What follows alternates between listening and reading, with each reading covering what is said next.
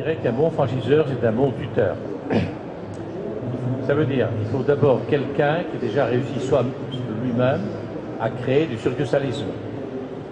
Moi, j'en avais 400 avant de commencer à faire la franchise. Donc, je savais qu'est-ce que c'était que gérer des magasins, des restaurants, des boulangeries, les points forts, les points faibles, les nuits blanches, les joies, les peines. Ensuite, j'ai commencé à transférer mon expérience à quelqu'un d'autre. Donc, la première chose que vous devez chercher chez quelqu'un, est-ce que déjà lui-même, il réussit pour lui? Si on ne sait pas réussir pour son entreprise, on ne saura pas réussir pour les autres. On ne peut transmettre que ceux que l'on a déjà dans les tripes. Donc, je veux dire, c'est pour ça que je réponds. En fait, le franchiseur est un tuteur qui transfère un savoir-faire. Pourquoi on a réussi? Quels ont été les problèmes? C'est une courbe d'expérience. Aujourd'hui, moi, j'ai 30 ans d'expérience. Je fais moins de conneries aujourd'hui que je faisais à l'origine. Donc, quand je vois des jeunes qui viennent et qui démarrent, ou plus âgés qui ont un autre métier et qui viennent, évidemment, on ne voit pas tous les handicaps. On voit que tout est beau et puis on oublie les trous et les failles devant. Ou bien des fois, on voit des problèmes trop importants. Quand on a 25 ans, 30 ans, on en fait encore un peu, mais beaucoup moins de conneries qu'auparavant. On a déjà écumé le chemin. Quand vous prenez une franchise, c'est ça l'avantage. C'est prendre un bon tuteur qui a déjà réussi par lui-même. Parce qu'il y a trop de gens qui ne réussissent pas, qui font la franchise parce qu'ils ne savent pas, même jusqu'à ne pas savoir gérer leur boutique, leur commerce, leur industrie. Ils échouent. Oh là là, trop compliqué, donc je vais faire la franchise. Alors là, c'est l'enterrement pour vous tous. Il faut prendre quelqu'un qui réussit déjà. Le reste, c'est du baratin, sinon. Ce qui est important à retenir, c'est le consommateur. C'est le même. Pour réussir, il faut faire dire le client.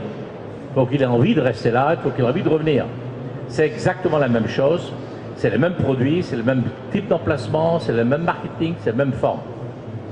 Donc, quand je gère mes succursalistes, c'est exactement le même métier qu'un franchisé.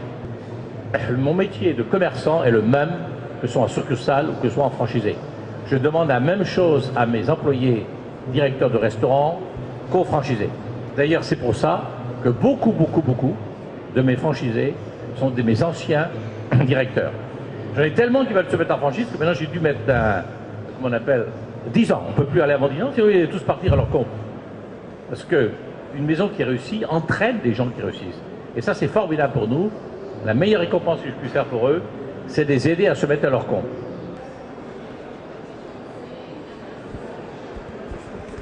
Il faut que ce soit rentable. Si ce n'est pas rentable, un bon franchisé ne tient pas. Et je vais vous dire une chose, la première chose qu'il faut faire pour sélectionner, demandez la rentabilité de votre franchiseur. S'il ne gagne pas de pognon, il ne vous en fera pas gagner. Mais vous allez ailleurs. Ou en vacances, sinon vous allez le perdre. 56% des Français veulent créer leur entreprise. Vous voyez? 56. C'est extraordinaire.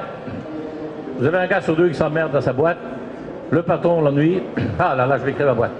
Tous les soirs, ou un soir sur deux, quand il rentre chez lui, il pense à ça. Là. Malheureusement, 52% de ceux qui se lancent à leur compte échouent les 5 premières années. Ça veut dire qu'ils ont mis tout l'argent, ce sont des kamikazes économiques finalement. Ils ont mis tout l'argent, leur économie depuis 10 ans, 15 ans, la caution de la belle-mère, c'est peut-être pas important d'ailleurs, mais tout, full camp. D'accord? C'est très grave d'échouer.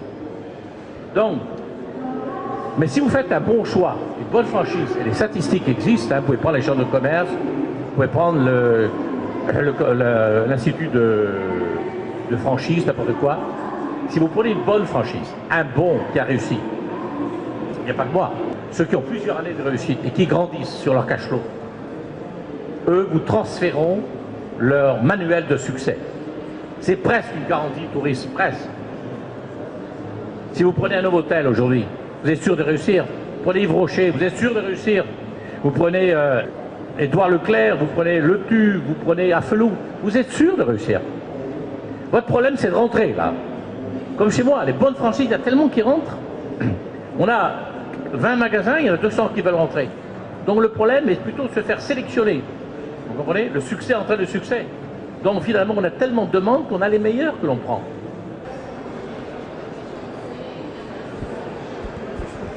Moi, je veux dire simplement déjà un mot. Il faut d'abord aimer le travail que l'on fait.